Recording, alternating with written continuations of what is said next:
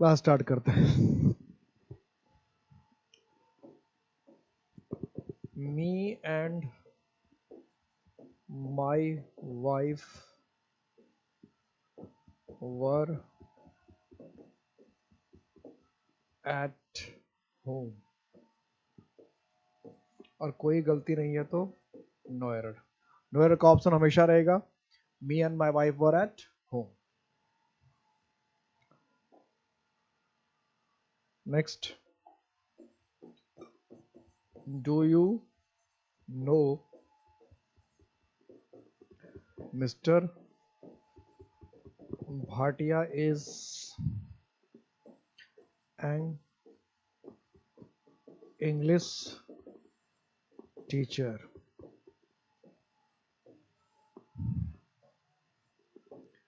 ए B C, और कोई गलती नहीं तो नो एरर।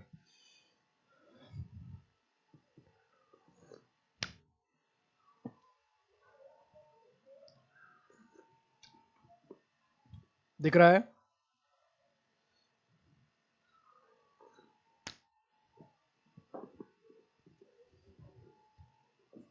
तीसरा, there is no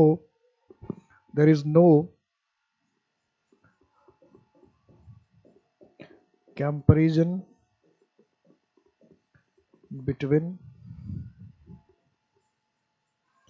you and I।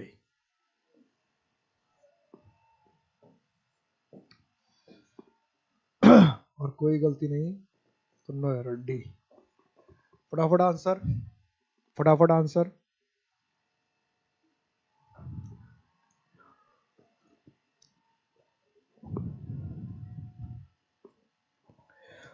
One का ए, वन का ए,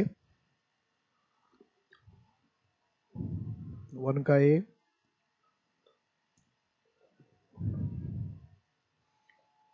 टू का सी,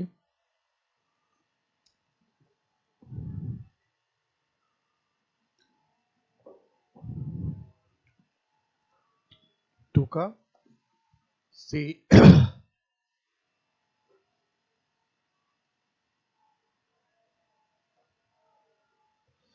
टू का सी, वन का ए, टू का सी, टू का सी। ओके, इसमें थ्री का जवाब है सी। वन और थ्री का जवाब, टू क्यों छोड़ दिया बीच में? टू क्यों छोड़ दिया बीच में?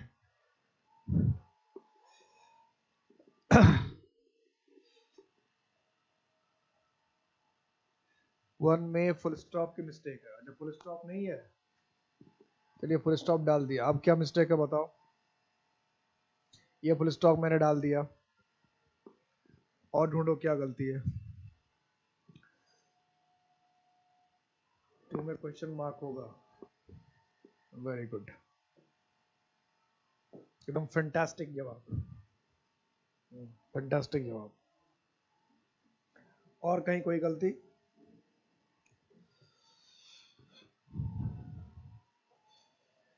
तो इसमें क्वेश्चन तो ऐसा ही था, क्वेश्चन मार्क लगा देंगे तो भी बात ठीक है। क्वेश्चन था, गलती इसमें सी में था। क्या अब ये सही हो गया सारा कि अब भी गलत है? जैसे इसमें मैंने फुल स्टॉप लगा दिया, इसमें मैंने क्वेश्चन मार्क लगा दिया, अब सब सही है कि अब भी गलत है? अब भी इसमें गलती है, अब भी इसमें गलती है, ऐसा है? अब भी गलती है कि सारी बातें अब ठीक हो गई? अब भी गलत है या अब ठीक हो गया? थर्ड में सी होगा, थर्ड में सी, टू में भी सी, थर्ड में भी सी, वन का ए। ओके, सबसे पहले तो first, me and my wife were at home. कहना क्या चाहता है? मैं और मेरी पत्नी घर पे थे। क्या कहना चाह रहा है? कि मैं और मेरी पत्नी घर पे थे, मैं और मेरी पत्नी घर पे थे, यही कहना चाह रहा था। सब्जेक्ट हुआ मैं और मेरी पत्नी, तो फर्स्ट में गलती है। मी तो क्या ऑब्जेक्टिव केस है, मी ऑब्जेक्टिव केस है, यहाँ सब्जेक्ट की बात हो रही है। और उसके बाद भी थर्ड पर्सन पहले होता है और फर्स्ट पर्सन बाद में होता है, तो ये तो ऐसे ही गलत हो गया। इसको क्या होना चाहिए था? My wife and I. पहले तो सब्जेक्ट होना चाहिए, मी तो हो ही नहीं सकता है, मी तो ऑब्जेक्टिव केस है। यहाँ मैं जो घर पे था तो मी ऑब्जेक्ट थोड़ी था, मी सब्जेक्ट हुआ। तो फर्स्ट का क्या हो गया? ए हो गया। और फर्स्ट में क्या हो जाएगा, माई वाइफ एंड आई। दूसरे में do you know mister Bhatia is English teacher. पहली गलती तो उसमें था कि इंग्लिश क्वेश्चन था तो मार्क ऑफ रिडक्शन होना ही चाहिए था, ये तो था ही गलती, ऐसी गलती भी देता ये तो ये। लेकिन फिर भी इसमें सी में ही गलती है, अभी भी गलती है, मार्क ऑफ रिडक्शन लगा दिया फिर भी इसमें सी में ही गलती है अभी भी। क्या गलती है उसे समझो। मैंने आपको बताया था कि कुछ वर्ड ऐसे हो सकते हैं, आर्टिकल चैप्टर में जनरली कभी ये बताया जाता है आर्टिकल चैप्टर में, जैसे इंग्लिश है, या अभी इसको फिर समझ लें, जैसे हम इंग्लिश कहते हैं तो इंग्लिश का मतलब अंग्रेज भी होता है और इंग्लिश लैंग्वेज भी है। जैसे हम कहते हैं तमिल, तो तमिल कहने का मतलब तमिलनाडु के लोग भी होते हैं और तमिल भाषा भी है। पंजाबी अगर हम कहते हैं तो पंजाबी भाषा भी है और पंजाबी लोग भी है। तो जब हम इंग्लिश टीचर कहते हैं तो इसका मतलब हो जाता है कि ऐसा टीचर जो अंग्रेज हो। लिख क्या रखा है, मिस्टर भाटिया। अगर मिस्टर एलेक्स होता तो समझ में आता, ठीक है, मिस्टर एलेक्स होता, मिस्टर जेम्स होता, कुछ ऐसा होता तो समझ में आता, मिस्टर चार्ल्स होता।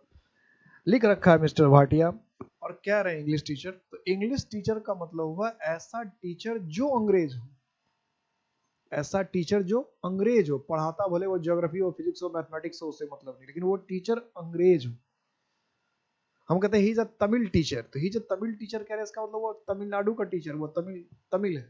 हम कहते हैं he is a Chinese teacher, देखते चाइनीज प्रोडक्ट, तो चाइनीज प्रोडक्ट का मतलब क्या हुआ, चीन का प्रोडक्ट। इस वजह से चाइनीज टीचर कहेंगे, इसका मतलब क्या कि ऐसा टीचर जो चीन का है, ऐसा टीचर जो चीन का है। तो अगर हम लिखते हैं इंग्लिश टीचर तो इसका मतलब हुआ ऐसा टीचर जो अंग्रेज हो। तो इसलिए जब हमको लिखना पड़ेगा तो लिखेंगे टीचर ऑफ इंग्लिश। मैथ में ऐसा नहीं होगा, या किसी भी ऐसे सब्जेक्ट दूसरे जगह पे ऐसा नहीं होगा जहां पे वो ओरिजिन ना बताता हो। जैसे मैथमेटिक्स है, तो मैथमेटिक्स कहीं लोग को नहीं बताता ना, मैथमेटिक्स लोग को नहीं बताता। ये गलती सिर्फ उस वर्ड में होती है जो वर्ड लोग या ओरिजिन को बताने के लिए आता है। मैथमेटिक्स किसी का ओरिजिन नहीं है, मैथमेटिक्स किसी लोग को नहीं बताता है, लेकिन तमिल लोग को बताता है, कन्नड़ लोग को बताता है, बंगाली लोग को बताता है, पंजाबी लोग को बताता है, हरियाणवी लोग के लिए भी इस्तेमाल होते हैं, असमीज लोग के लिए इस्तेमाल होते हैं, मणिपुरी लोग के लिए भी इस्तेमाल होता है। तो आपको ये देखना पड़ेगा कि कोई ऐसा वर्ड जो लोग के लिए इस्तेमाल होता है वो आ गया है क्या। तो अगर वो वर्ड आ गया हो, जैसे इंग्लिश है, चाइनीज है, फ्रेंच है, अगर इस तरह के वर्ड्स आ गया तो इसका मतलब हो जाता उस ओरिजिन का, उस तरह के लोग। तो इंग्लिश टीचर लिखेंगे, इसका मतलब ऐसा टीचर जो अंग्रेज हो, ऐसा टीचर जो अंग्रेज हो। हम तो लिख रहे कहते थे मिस्टर भाटिया, मिस्टर भाटिया कैसे अंग्रेज होगा। तो जब हम ओरिजिन नहीं बताना चाह रहे, हम किसी सब्जेक्ट का बताना चाहते हैं, तो ऐसे कंडीशन में क्या होना चाहिए था, अ टीचर ऑफ इंग्लिश। इसको आज मैं डिटेल में चर्चा करूंगा ही, ऑफ का जब यूज होगा, ऑफ के यूज में करूंगा, ऑफ का यूज में यही सब चर्चा करना था, ऑफ का यूज किया, ऑफ का यूज होगा, ठीक है, इसको और डिटेल में चर्चा करेंगे आज। नेक्स्ट क्वेश्चन क्या था कि there is no comparison between you and I, कि तुम्हारे और मेरे बीच में तो कोई तुलना ही नहीं है, तुम्हारे मेरे बीच में कोई तुलना नहीं है। प्रीपोजिशन का इस्तेमाल करें तो प्रीपोजिशन के बाद हमेशा क्या होता है, ऑब्जेक्टिव केस। यहाँ आई लिख दिया तो क्या होगा, मी, तो आई की जगह पे क्या होना चाहिए, मी।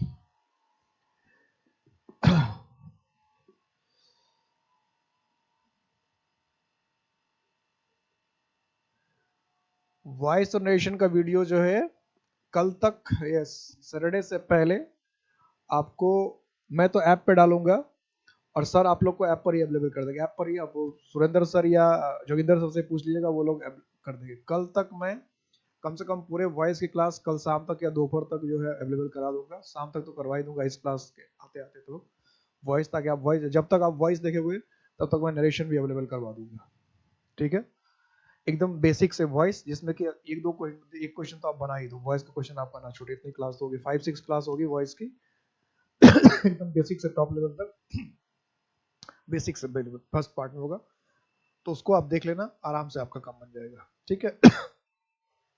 काम शुरू हो गया आपका, काम शुरू हो गया है। कल शाम तक में आपको वॉइस अपलोड हो जाएगा, ठीक है। और आप सुरेंद्र सर से या जोगिंदर सर से बात कर लेना, वो बता देंगे कहाँ पे अपलोड है, कहाँ मिलेगा, ठीक है, क्लियर है। तो ये तीनों बातें बन गई। अब आते हैं हम लोग थियरी पे, आते हैं थियरी। थियरी पे। तो केस में एपोस्ट्रोफी एस का यूज हम लोग पढ़ रहे थे, और एपोस्ट्रोफी यूज में एक रूल और पढ़ते हैं। जैसे अगर हमने लिखा आई एम, कोई कहता मैं अपने ससुराल जा रहा हूं, ससुराल, I am going to my mother's in law house, कि मैं अपने सास के घर जा रहा हूं।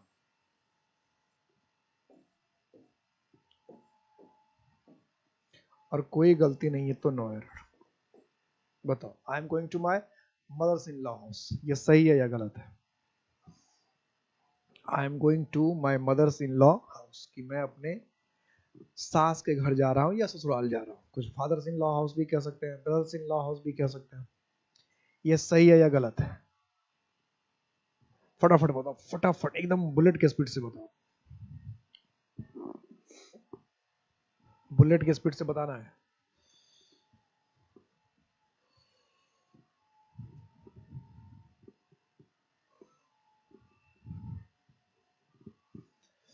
सही लग रहा है, ए लग रहा है, बी लग रहा है? I am going to my mother's in law house, कि मैं अपने सास के घर जा रहा हूं, mother's in law house.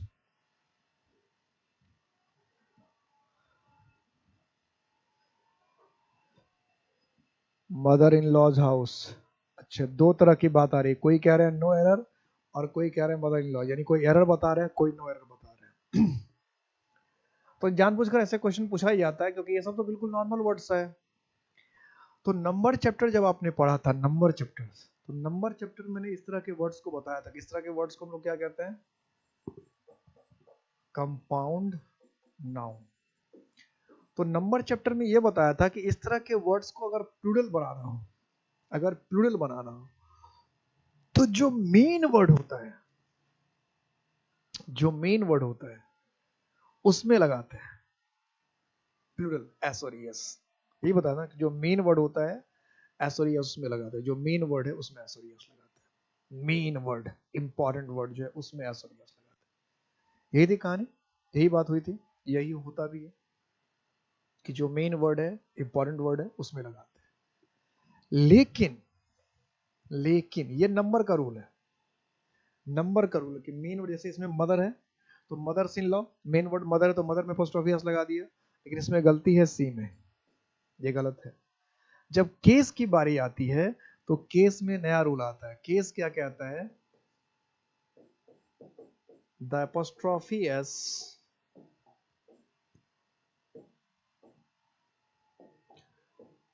The apostrophe s is used with the last word of a compound noun। कि अगर कंपाउंड नाउन है तो कंपाउंड नाउन के आखिरी वर्ड के साथ एपोस्ट्रोफी एस का इस्तेमाल करते हैं। ठीक है, कंपाउंड नाउन के आखिरी वर्ड के साथ एपोस्ट्रोफी एस का इस्तेमाल करते हैं। आखिरी word, last word, compound noun का जो लास्ट वर्ड होगा, जो आखिरी वर्ड होगा, उसके साथ एपोस्ट्रोफी एस का इस्तेमाल किया जाएगा।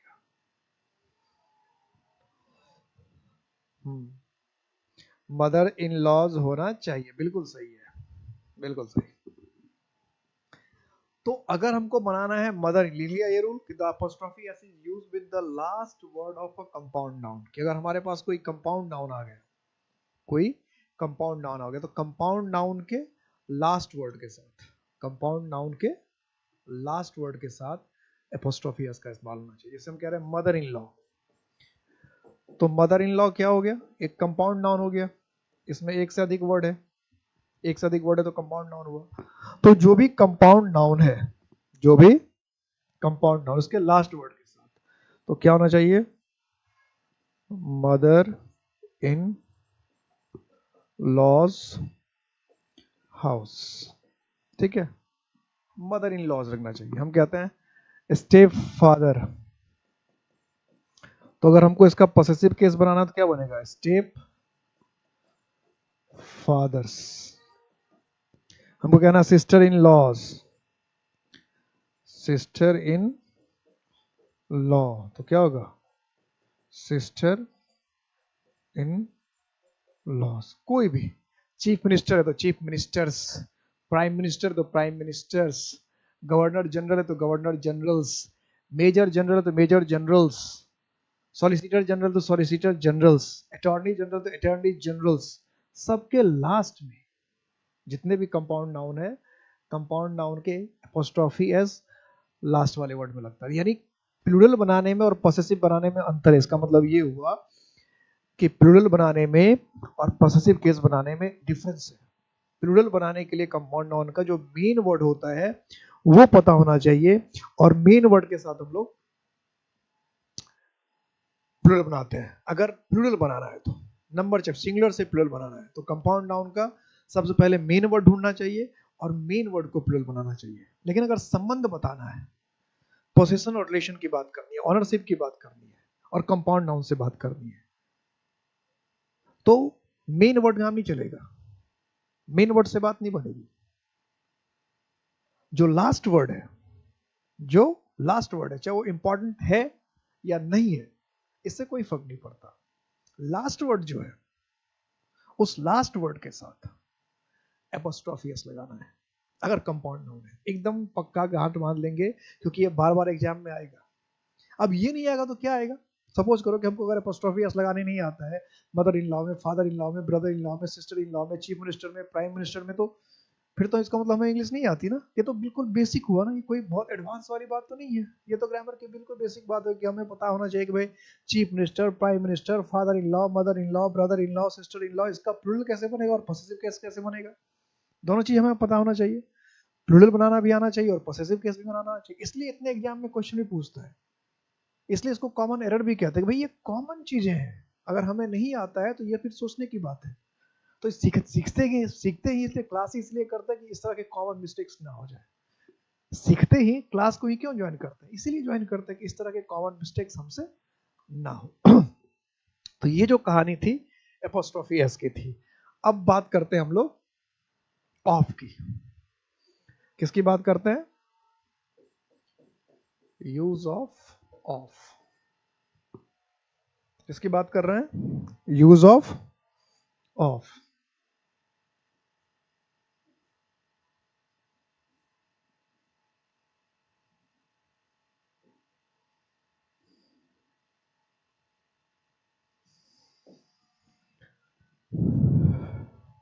यूज ऑफ ऑफ में देखते क्या है। यूज ऑफ ऑफ, ये तो नॉर्मल ऑफ है और ये ऑफ कौन सा है, ऑफ जो पॉसेसिव बनाने के लिए कि ऑफ का यूज, इसका हिंदी क्या हुआ, ऑफ का use.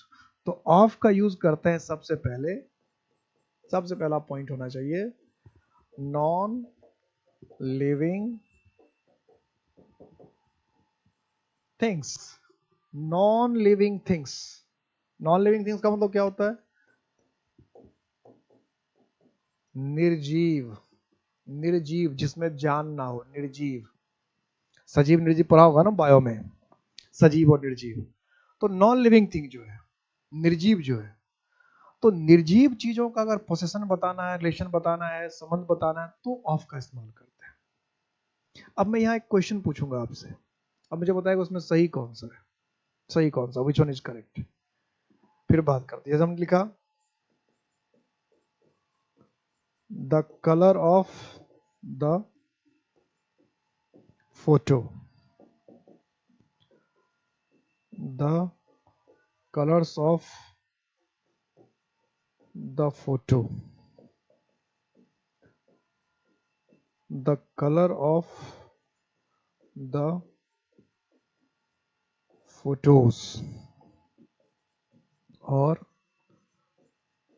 The colours of the photos. ये चार हैं, जरा इसमें बताइए विच वन इज करेक्ट। ये चार है और चार में आपको बताना है कि चार में से सही कौन सा है, चार में से विच वन इज करेक्ट, सही कौन सा है।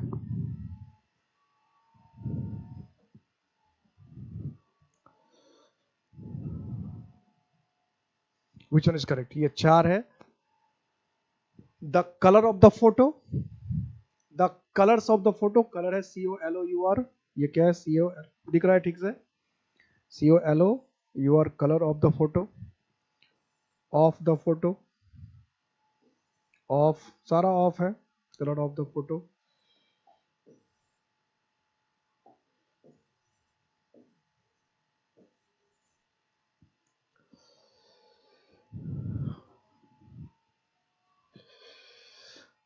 ऑल आर करेक्ट, एक जवाब आया, ऑल आर करेक्ट, फैंटास्टिक, बहुत अच्छा कि सारे के सारे सही हैं, all are correct, all are correct, सारे के सारे सही है।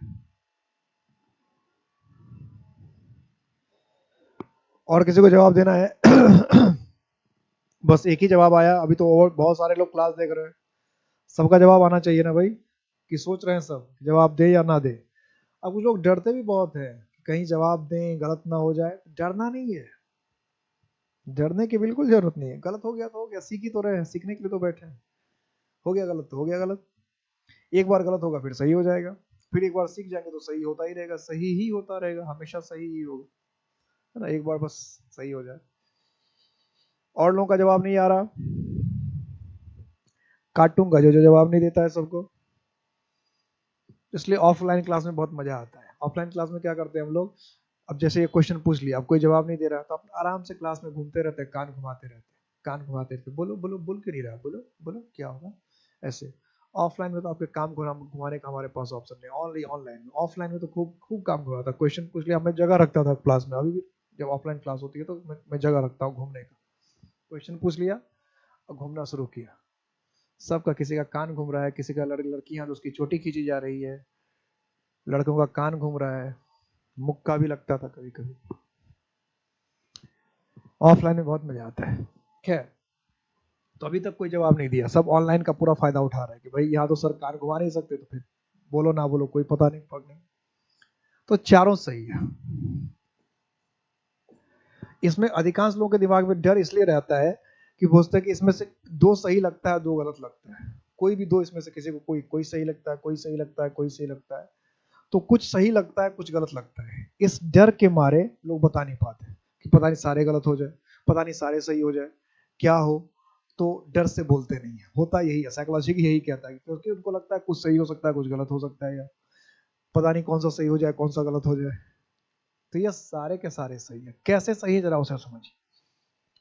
सबसे पहले तो नॉन लिविंग थिंग की बात हो रही है, क्या फोटो क्या नॉन लिविंग थिंग है, तो हम कहते हैं फोटो का रंग, इसका हिंदी भी लिखते जाइएगा, हिंदी भी, कि एक तस्वीर हो उसका कोई रंग हो, जैसे कोई एक तस्वीर है और उसमें एक ही रंग है, ये भी तो हो सकता है कि कोई तस्वीर है उस तस्वीर का एक ही रंग है, the colour of the photo, तो एक फोटो और तस्वीर भी, उसका तस्वीर भी एक और उसका रंग भी एक, एक ही रंग की तस्वीर हुआ, मतलब एक फोटो हुआ उसमें एक ही रंग है, चाहे रेड है चाहे ब्लू है चाहे ग्रीन है, कोई एक रंग है, तो the colour of the photo हो सकता है, पॉसिबल है, एक तस्वीर हो और उस पूरे तस्वीर का रंग एक हो, पॉसिबल है, संभव है, होता है ऐसा, the colour of the photo, एक हो गया ये।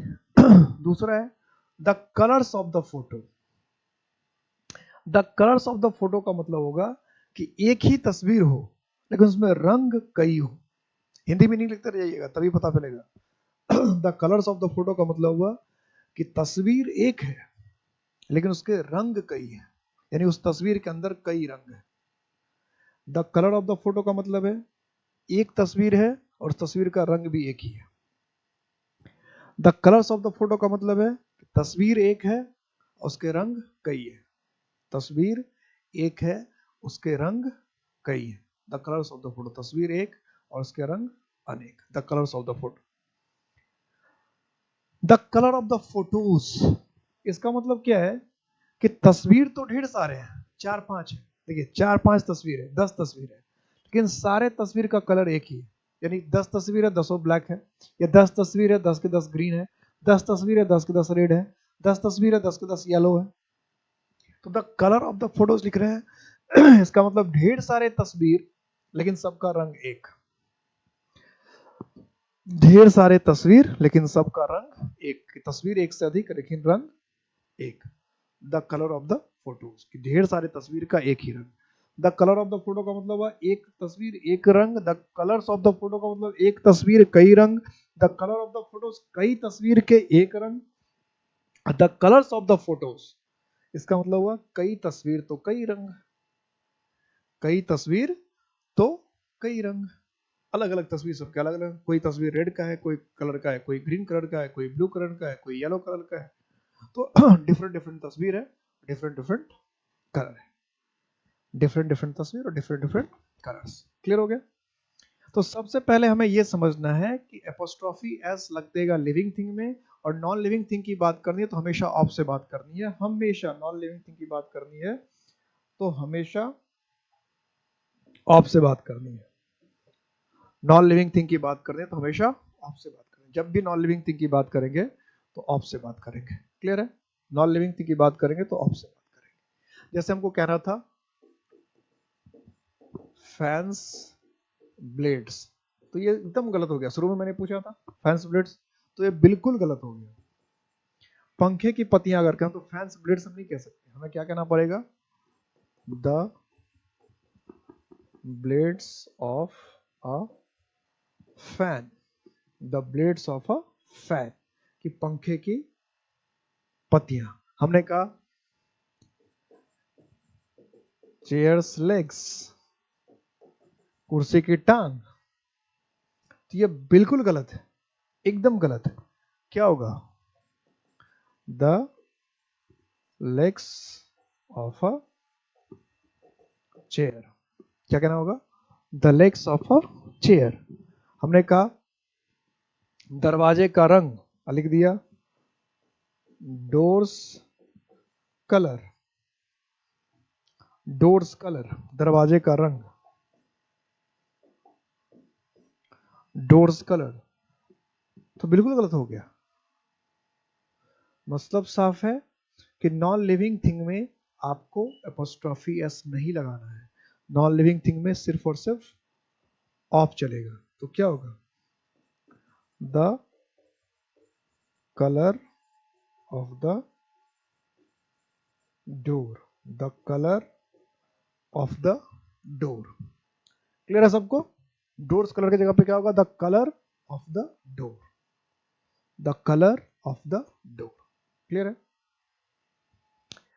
अब दूसरी बात यह समझना है इसमें, अगला पॉइंट यह समझना है कि एपोस्ट्रोफी एस और ऑफ में थोड़ा सा यूज करने में डिफरेंस है। क्या डिफरेंस है? देखिए, जैसे हम कहते हैं राम्स सन, तो जिसके साथ संबंध है, जिसके साथ संबंध है और जिसका संबंध है, तो जब एपोस्ट्रोफी एस का इस्तेमाल करते हैं तो जो मेन वर्ड है जिसका संबंध है वो पहले आता है, और जो उसके अधिकार में है, स्वामित्व में है, वो बाद में आता है।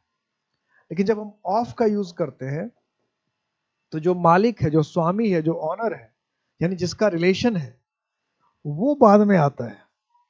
और जिस चीज के साथ रिलेशन है, जिस चीज पर अधिकार है, जिस चीज पर स्वामित्व है, वो पहले आता है। ये ध्यान रखने का। जब एपोस्ट्रोफी एस से बनाते हैं तो एपोस्ट्रोफी एस में जो मालिक है, जिसका संबंध है, वो पहले आता है, और जिस चीज पर संबंध है वो बाद में आता है। जिस चीज पर संबंध है वो बाद में आता है। लेकिन अगर ऑफ की बात करते हैं तो ऑफ में जिस चीज पर हक है वो चीज तो पहले आते हैं, और जिसका हक है वो खुद बाद में आता है। यही होता है। जैसे हम अभी कह रहे थे भारत की जलवायु, तो हम क्या लिखेंगे? द, क्या लिखेंगे? The climate of India. क्या लिखेंगे? The climate of India. तो इंडिया बाद में आया ना, क्लाइमेट पहले आ गया। जलवायु है भारत की, लेकिन ये क्या आ रहा है, भारत कहाँ आ रहा है, बाद में जा रहा है। भारत कहाँ चला जा रहा है, बाद में, और क्लाइमेट आ जा रहा है पहले। ये चीज दोनों के पोजीशन में हमेशा ध्यान रखना है कि पोजीशन में एपोस्ट्रोफी एस और ऑफ वाले पोजीशन में अंतर होता है। ठीक है, एक चीज ध्यान रखना है। दूसरी बात ग्रामर ये भी कहता है, ये भी जो ध्यान रखना है, जैसे कि जिस तरह के वर्ड्स मैंने अभी पूछा था, तो जैसे लिखा था इंग्लिश टीचर, ठीक है, या चाइनीज टीचर। अब समझना इसमें यह है कि ये वर्ड हमेशा गलत नहीं होता है, ये वर्ड हमेशा गलत नहीं है। अगर हम यही कहना चाहते वो एक अंग्रेज शिक्षक है, जैसे मान लो रविन्द्रनाथ टैगोर को जो अंग्रेज शिक्षक पढ़ाते थे, तो ये तो बिल्कुल ठीक था। हम कहते थे Rabindranath Tagore was taught by an English teacher। ये बिल्कुल सही है, इसमें कोई गलती नहीं है। तो mister Bhatia was an English teacher, ये गलत कैसे हो गया? इस सेंटेंस में तो कोई खराबी, तो नो एरर करके आना पड़ेगा। तो इंग्लिश टीचर अपने आप में गलत वर्ड नहीं है, चाइनीज टीचर अपने आप में गलत वर्ड नहीं है, तमिल टीचर अपने आप में गलत वर्ड नहीं है, बिहारी टीचर अपने आप में गलत वर्ड नहीं है, हरियाणवी टीचर अपने आप में गलत नहीं है, पंजाबी टीचर अपने आप में गलत नहीं है, बंगाली टीचर अपने आप में गलत नहीं है, बिल्कुल सही वर्ड है। लेकिन यूज करने पर अंतर होता है कि आप कहना क्या चाहते हैं। आप किसी इंडियन को तो आप नहीं कहेंगे इंग्लिश टीचर, जो भारतीय है उसको कैसे अंग्रेज शिक्षक कह देंगे? भारतीय तो भारतीय है। तो किसी भारतीय को जब आप इंग्लिश टीचर कहते हैं तब गलत होता है। तो ये समझना ये है कि इंग्लिश टीचर का मतलब क्या हुआ। तो इंग्लिश टीचर का मतलब क्या हुआ कि ओरिजिन इंग्लिश, कुछ भाषा ऐसा है, समझना ये है, कुछ भाषा ऐसा है जो ओरिजिन बताता है। ओरिजिन या पीपल, कुछ ही लैंग्वेज ऐसा है, सारे लैंग्वेज ऐसे नहीं है। जैसे हिंदी है तो हिंदी पीपल नहीं बताता है, संस्कृत पीपल नहीं बताता है, उर्दू लोग नहीं बताता, ओरिजिन नहीं बताता है। तो जो ओरिजिन बताने वाले शब्द है तो वो ओरिजिन बताएगा, सीधी सीधी बात है, ओरिजिन बता सकता है। तो अगर हम इंग्लिश टीचर लिख देंगे तो इंग्लिश टीचर ओरिजिन बताने लगेगा, सीधी सीधी बात है। अंग्रेज शिक्षक, और हमें तो यह कहना ही नहीं था, हमें तो कहना था अंग्रेजी पढ़ाने वाला। जैसे हमने कहा तमिल, तो तमिल जो है वो तो क्या है, लैंग्वेज है, तो हम कहेंगे तमिल टीचर। तो इसका मतलब क्या हो जाएगा कि ऐसा ऐसा व्यक्ति जो तमिल है, ऐसा पढ़ाने वाला जो तमिल है। तो अब तो ये बिल्कुल सही है, लेकिन वो पढ़ाता क्या है ये पता नहीं। शिक्षक जो है तमिलनाडु का है, इंग्लिश टीचर कहने का मतलब क्या, टीचर जो है वो अंग्रेज है, अब पढ़ाता क्या हम नहीं पता।